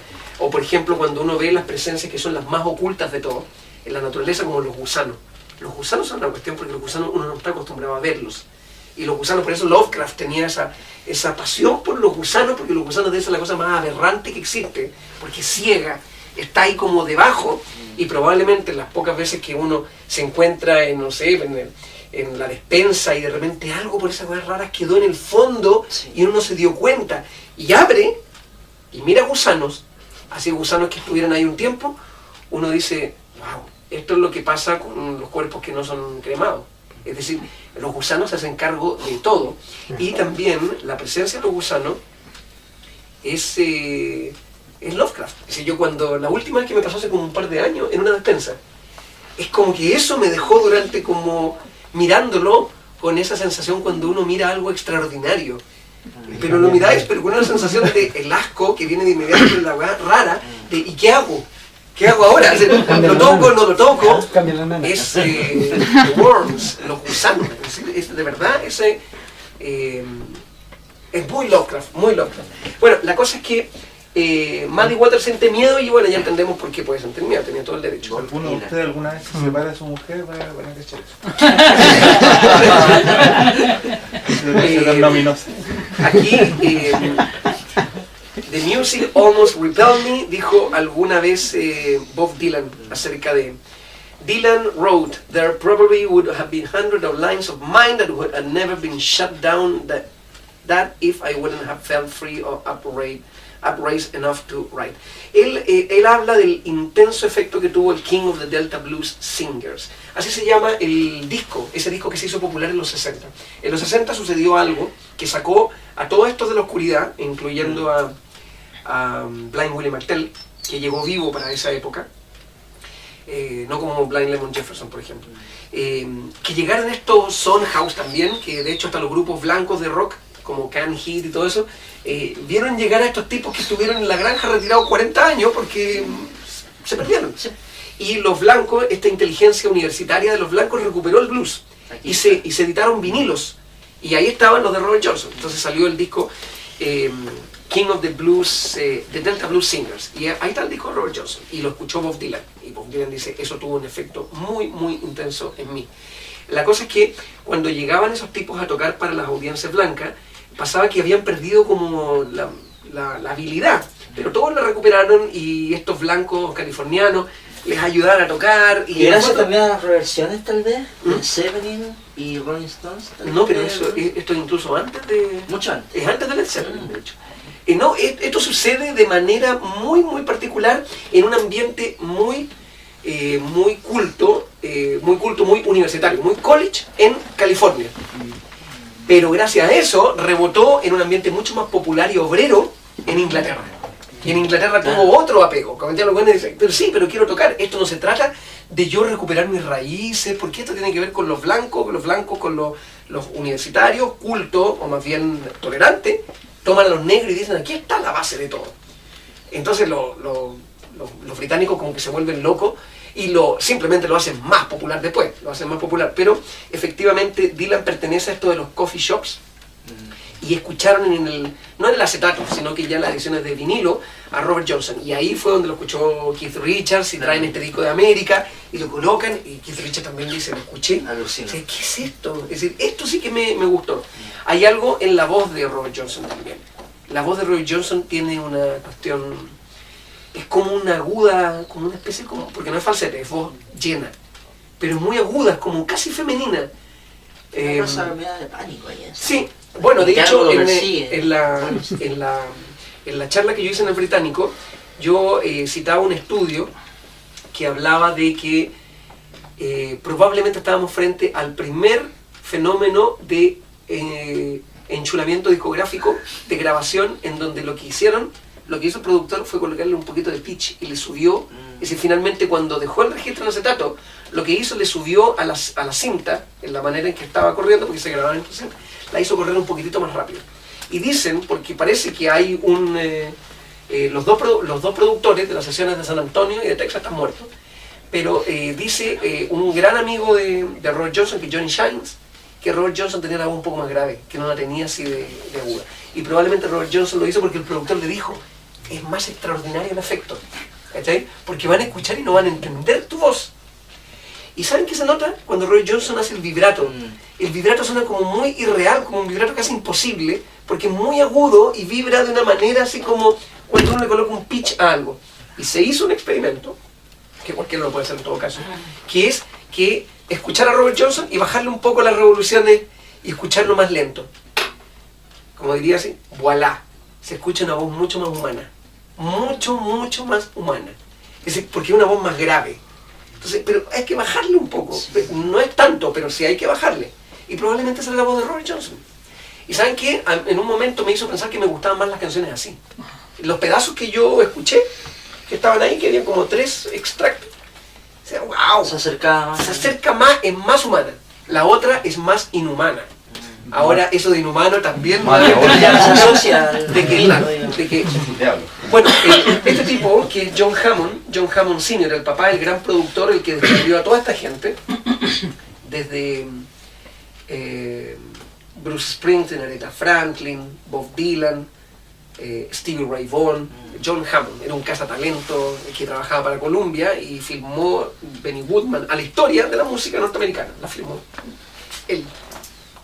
Imagínense cuando llegó a Dylan, la gente de Columbia le decía, ¿quién nos trajiste? Este tipo canta mal, toca mal. Y John Hammond decía, créeme. Que... Y en el segundo disco ya todo el mundo creía a Dylan. Yo creo que Hammond habló con Dylan y Dylan conocía a Johnson. Y probablemente Hammond le cuenta su famosa anécdota y le dice, yo a ese huevón lo estaba buscando el año 38. Y lo estaba buscando no para grabarlo, lo estaba buscando porque yo estaba produciendo un evento en el Carnegie Hall, que se llamaba algo así como Blues, Jazz, Traditions, Heritage. Un evento en un lugar de blanco, en un lugar fino, en el Carnegie Hall, en donde se iba a hablar de tradiciones. Entonces, este tipo, que era muy joven en ese tiempo, en 1937, tenía la lista y decía, Robert Johnson, ese lo tengo que traer porque ese la lleva. Y es raro, pero lo conocía, blanco, y lo conocía. Por eso Robert Johnson era famoso, de cierta manera. La cosa es que ahí sucede, y sucede y que finalmente no llega al lugar, él manda a otra persona y lo llama por teléfono, pues ya existían los teléfonos, y le dice, murió, así murió la semana pasada. Y se queda helado, entonces dice, ¿cómo? Murió envenenado. Y se lo iban a llevar a Nueva York a participar, se llamaba From Spirituals to Swing, así se llamaba, desde los espirituales al swing, así se llamaba. Y Robert Johnson era uno de los invitados a eso. probablemente la carrera de Johnson habría seguido despegando y habría convertido en lo que tenía que convertirse, que no sabemos, va a ser un enigma. La cosa es que ahí John Hammond dice, ¿y a quién traigo ahora? Y llegó a Big Bill Brunsey. Big Bill Brunsey siempre contó esa historia diciendo, yo reemplacé al Johnson. Es decir, Johnson murió y por eso me llamaron a mí. Y Big Bill Brunsey inició una carrera a partir de su presentación en Nueva York. ¿Quién sabe? Yo probablemente creo que Robert Johnson habría terminado en Chicago. Y habría ido a Chicago y Robert Johnson sabría algo que no podemos pensar. Que Robert Johnson había agarrado una guitarra eléctrica después y había dicho, guay, los solos de guitarra y todo eso. ¿Quién sabe? Yo creo que es muy probable. Se hubiera volcado tal vez sí, eléctrico. Claro, sí, de seguro lo habría hecho, de seguro. Si no hay otra manera de ser tan folclórico talibán, si no es que estás vive en el campo de algodón. Ahí puede ser eso, pero de otra manera es raro. La cosa es que ahí se produce... Esto no tengo la menor idea porque está ahí. Está bonito, está escondido. Robert Johnson, Charlie Patton, Ike Zimmerman, Elmore James, John Howe. Este es el personaje, Ike Zimmerman. Este personaje no está claro ni siquiera si existe. De hecho, con ese apellido, que el mismo de Dylan, sería judío. Zimmerman. Hay gente que dice que este es el diablo. ¿Qué tal?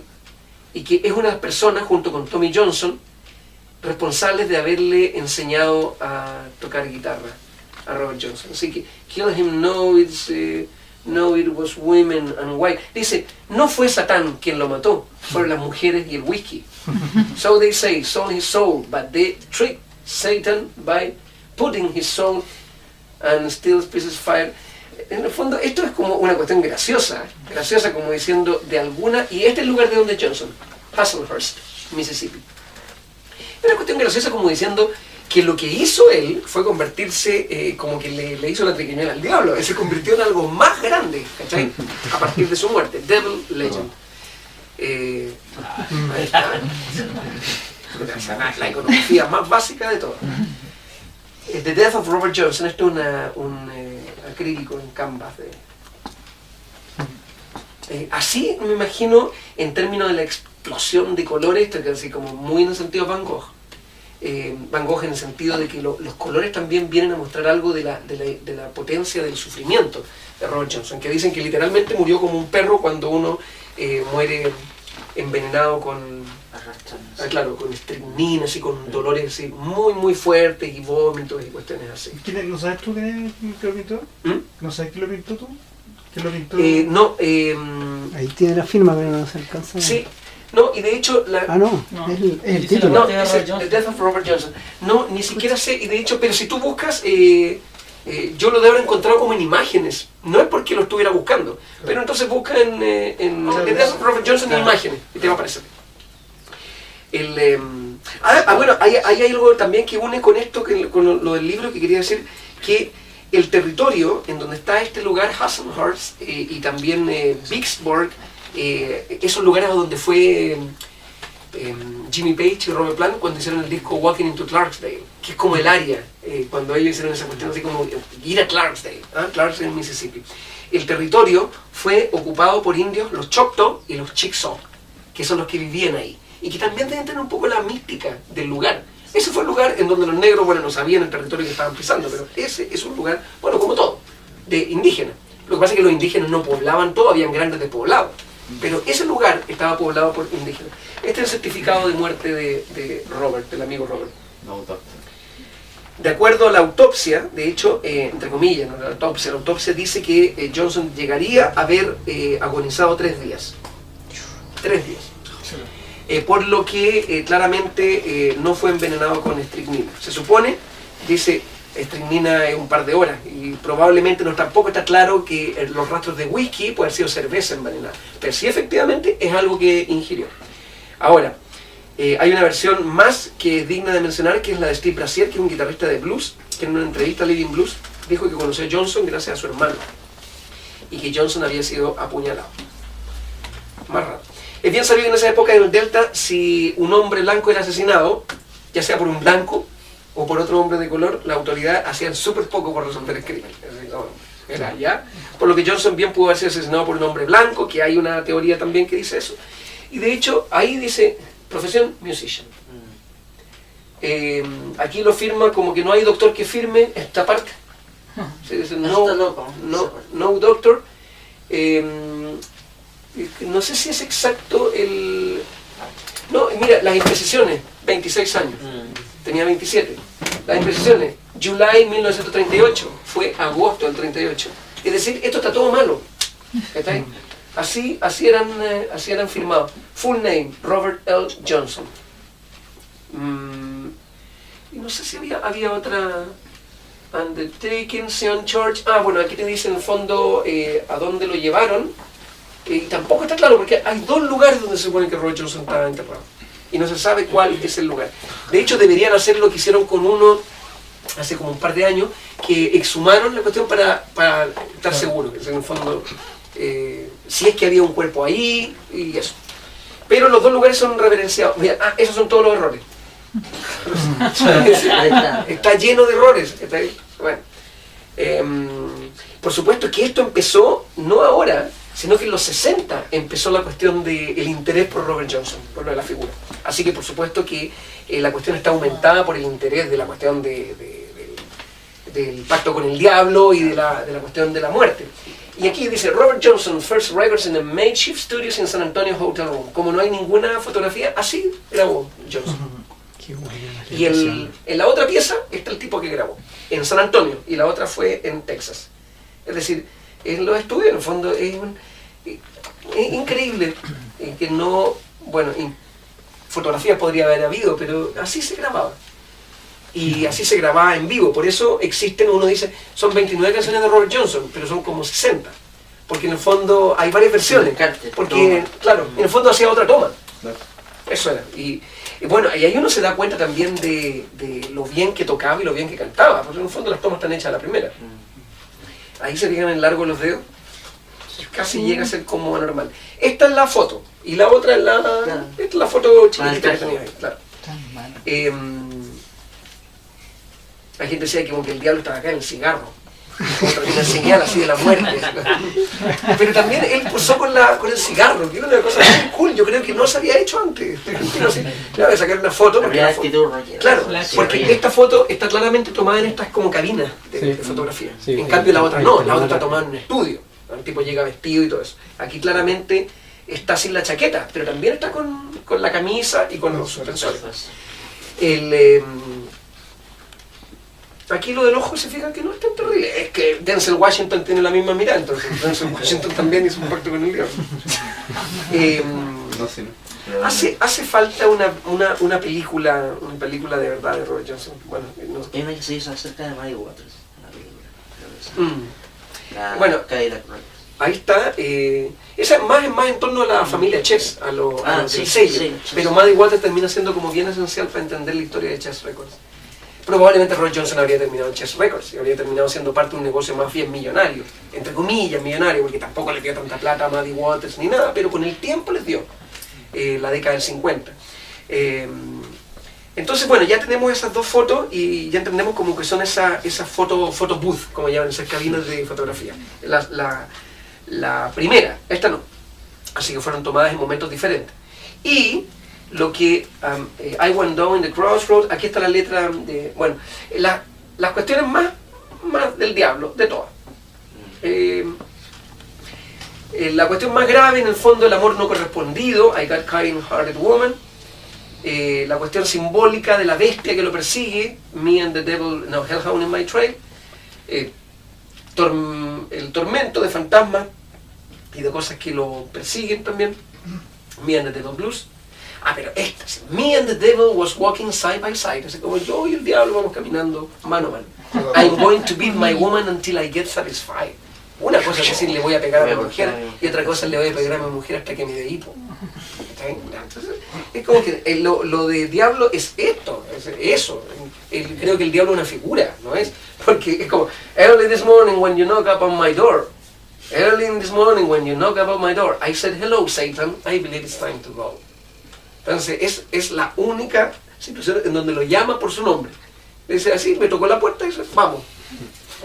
Pero es el mismo, aquí vemos esta cuestión satánica, pero es el mismo que escribe la ternura de Common in My Kitchen, que es una de las canciones más bellas de Robert Johnson, porque habla de Common in My Kitchen, it's gonna be raining outside, es invitar a una persona que entre a la cocina y que se guarezca de la lluvia y del frío. Ese también, ¿eh? Hospitalidad. Y hospitalidad, en el fondo, y para mí, quizás por eso esas canciones, para mí las cocinas significan un poco eso también, pero es un gesto muy amable, y la canción se llama Come on in my kitchen, entra en mi cocina, que en el fondo decirte como entra en mi corazón. Entonces, él mismo, o sea, no, este tipo no escribió sus 29 canciones que eran de cuestiones terribles, si también escribía Love in Vain, que es la canción que los Rolling Stones hicieron popular, la grabaron ¿en dónde? En Exile on Main Street, está esa canción. Sí. Sticky Finger, creo. Sí, está. Sí, Sticky Finger.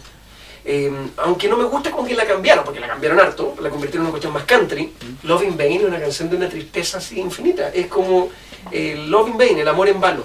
Y me tomo el último tren de la estación con mi maleta y me voy triste, derrotado. Ahí están las dos tumbas, entre comillas. Hay una que es un memorial, tumba, pero en el fondo, when I leave this town, I'm on bid you farewell, and when I return again, you'll have a great long story to tell. Robert Johnson, May, August, fíjense, August 16, 38. Robert Johnson, the king of the Delta Blues Singers, y esta se supone que es como la real, que es esta. Pero bueno, da lo mismo. Ahí está, ese es el detalle de la lápida. Jesus of Nazareth, King of Jerusalem, I know that my Redeemer liveth, and he will call me from the grave. Handwritten by Robert Johnson, dice, tal cual, que fue escrito a mano por Robert Johnson. Ahí está, eso, la letra de Robert Johnson, handwritten by Robert Johnson shortly before his death, and preserved among family papers and his sister, Carrie H. Thompson. El problema es que nunca se sabe si eso es verdad, si él escribió. Probablemente puede haber escrito así como que... Pero eso no significa que hice un pacto con el diablo. Eso está diciendo, Jesús, aquí te dejo mi última, ¿cachai? Te dejo una nota. Pero bueno, pero lo hace aún más interesante. Ahí están los detalles de la... Ahí está en otros lugares, bueno, hay todo tipo de cosas de memoriales. Hay una estampilla de Robert Johnson, que ya es un reconocimiento masivo. Esto se hizo en los 80. A principios de los 90 hubo esa famosa anécdota que la que puso en los 90 Robert Johnson de vuelta en el mapa, y Eric Clapton empezó a hablar de nuevo. O sea, Robert Johnson yo lo conozco hace 30 años. Pero ¿a partir de qué época, digamos, fue como la mayor efervescencia de todas estas bandas, Rolling Stones, Led Zeppelin, Clapton, que empezaron a hacer versiones? Finales de los 60. Lo que pasa es que de ahí todas esas bandas, Led Zeppelin dejó de existir, Rolling Stones se chacrió. La verdad es que todas esas bandas como que perdieron la potencia que tenían del statement que hacían en ese tiempo. Entonces esas bandas llegaron a principios de los 90 ya medio gastadas, como que son espectáculos grandes del entretenimiento. Hasta Clapton también se fue para abajo. Pero en los 90 sucedió que el Rock and Roll Hall of Fame como que hace todo su recuento y dice, hoy tenemos que inducir al señor Johnson. Este ya tiene como 70 años de haber lanzado el disco. El año 92. Y el año 92, los ignorantes dicen, ya, pues ubiquemos a Johnson, ¿dónde está? Y van, y obviamente dos personas con dos dedos de frente, algunas han dicho, oye, se murió hace mucho tiempo. Ya, entonces lo que hizo Columbia fue sacar una mega caja conmemorativa de Robert Johnson, el famoso boxer. Y ahí Johnson se puso de moda de nuevo. Y esto que fue, a mí me encantó a ver en la charla. Me encantó yo puse este tema, y ese tema cuando yo hice la charla, que tú haces, cuando yo hice esa charla, este tema estaba vetado, entre comillas, estaba vetado porque no estaba oficializado. Y yo encontraba que ese tipo CSI, esa investigación forense era la raja. Y nadie creía, y había una foto de Johnny Shines con un tipo al lado. Y todos decían, no, ese no es Robert Johnson. Y yo venía desde hace como 2 años diciendo, ese es Robert Johnson, no sé por qué, porque está la investigación CSI, pero estaba tan desacreditada como Salfate. Era CSI, pero ese no era Robert Johnson, ¿cachai? Era como, Robert Johnson tiene dos fotos, y siempre se hablaban las 2 fotos de Robert Johnson, las 2 fotos de Robert Johnson, y cuando salió la tercera, creí ciegamente en la cuestión, pero pasaba el tiempo y nadie oficializaba la cuestión. Yo hice la charla, lo traje nuevamente y que fue un tema, me acuerdo que un par de amigos como Fucho Cornejo en Rocaxi tuitearon y después dicen, bueno, Alfredo mostró la tercera foto, el tipo que Claudio Ibarra, el bluesman de Rocaxi, Claudio Ibarra, me decía, bueno, no tenía la menor idea que había una tercera foto. ¡Guau! ¡Qué gana la tercera foto! Sí, ya, ríe tu tercera foto. Y se la mostré y todo eso. ¡Ah, ya, listo! Y el que está al lado es Johnny Shines. Pasaron como 3 meses después de eso y se oficializa y dicen, está probado, esta es la tercera foto de Robert Johnson. Entonces fue como bacán, porque yo como que ahí había terminado diciendo, bueno, finalmente puede ser o puede no ser, pero después fue probado categóricamente que había otra foto. Y es ese. Ese. ¿Y cuál es la gran diferencia de ese con ese? Probablemente no hay como ninguna. La edad. Ya. ¿Y cuál es la edad? ¿Tú dices más niño? No, más viejo. ¿Y sabes qué es lo que pasa? Es que este tipo murió a los 27 años. Y a los 27 años, en alguna foto, puedes parecer que tienes 21. Perfectamente. Depende de cómo te agarró la foto. Claro. Esto es la buena alimentación. Esto es la vida que estaba llevando Robert Johnson cuando tenía 26 años, 27. Y este es Robert Johnson de 25 pasándola mal, grabando. Esa es la gran diferencia.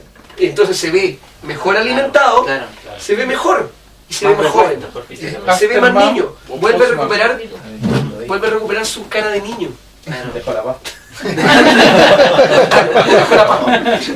Ahora, esto también viene a probar que Robert Johnson tenía un gesto amable y que Robert Johnson no estaba pasando tan mal con el pacto con el diablo. No, pues de hecho yo creo que estaba empezando a pasar bien. Esa era la idea del comienzo. Entonces, esta es la famosa, ahí se probó, bueno, por estas pericias y todo eso. Y ahí está la foto. Esa es la foto. Y este tipo, obviamente, murió hace poco, un par de años, Johnny Shines. Uno de los estandartes del folk blues, así como varias gente que conoció a Robert Johnson. Entonces Johnny Shines ahora ya no había cómo preguntarle, decirle, bueno, ¿eres tú o no? ¿Eres tú con Robert Johnson? Pero nadie creía que ese era Robert Johnson, nadie. Decían, pero es Robert Johnson, sí, es. Pero entonces lo más divertido es decir, no, pues no me calza, porque Johnny Shines con Robert Johnson por edad, entonces ¿cómo? Si aquí un niño. No, pues no era un niño, estaba a punto de morirse. Claro. El dato de las manos también. Sí, las tremendas manos como que no son de niño. Bueno, la cosa es que esta foto, por todas esas razones, así como mira, si la cuestión, si la cantina nadie, ay, que no creo nada, no creo, esa foto no es de verdad. Así se trató esta foto durante como 8 años. Y ahora, afortunadamente, ha sido reconocida oficialmente en todos lados, Rock and Roll Hall of Fame y todo eso, como la tercera foto de. Y esta foto, yo como que sé la historia como Shines murió cuando tenía viejo, ya en 1992, 93. Y esta foto se encontró en una caja de Shines. Y ahí estaba. Y yo creo que alguien me pasaba así fotos, así con... Han hecho la foto estropeada y todo. Alguien ha dicho Robert Johnson, yo creo que eso anda dando vuelta hace 20 años. Y ahora como que se puede decir que es así. Es una gran cosa, pero a mí el tema es en el fondo explicarse la foto y que tiene que ver con cuestiones como tan básicas que tienen que ver con vivir un poco mejor. Y probablemente esas cosas como que uno decimos mejor pasar. Claro, mejor pasar. Así que obviamente esta foto, cuando se colocó en el, entre comillas, como el remate así de cosas de Johnny Shines, se vendió a $25. $25. Es decir, entre otras cosas, y está así que puede ser así como el country blues musician Johnny Shines con otro country blues musician, y el otro tipo pasó a mano de otro, y el otro dijo, tengo que averiguar, y se escurrió, y probablemente hoy día la foto no tiene valor alguno, ¿sabes? Y pensar que fue vendida por $25. ¿Qué diría Robert Johnson lo barato que se vendió? Así, $25, así su fotografía. Bueno, y ahí está la mezcla que ahora entiende. Esta es mi versión original del libro. Esta es la Reservation Blues. Aquí dice como brilliant, deeply moving, the national bestseller. De hecho, sí, este libro vendió muy bien, pero vendió por las razones que Sherman Alexie, que es un indígena nativo americano, él también, es como una especie de Elicura Chihuahilaf aquí en Chile, como poeta, escritor. Él colocó aquí temas que estaban en ese momento ya en deuda, con respecto a la situación de mi pueblo, pero metió limpiamente a Robert Johnson así, ¡pam!, en la receta y lo dejó aún. Ahí se explica lo de, más presente. de que se estudia en los colegios, digamos. Sí, pues, claramente.